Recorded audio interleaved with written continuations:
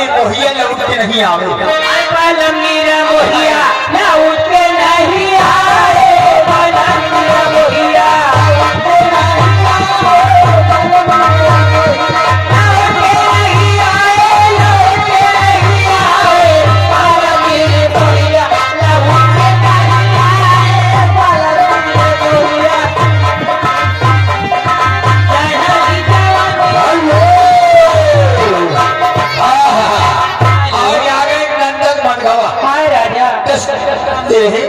दसुनिया यार गाना क्यों रख चलाइए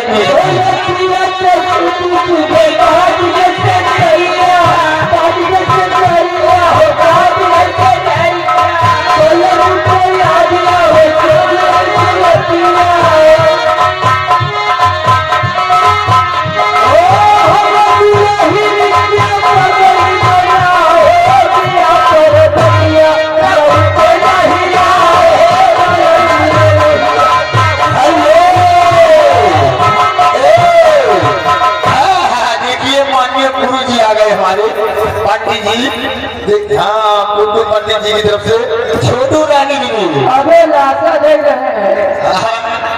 ऐसी बात नहीं है, 100 रुपया स्पेशल काम आ रहा है। लगाइए लगाइए गाना लगाइए लगाइए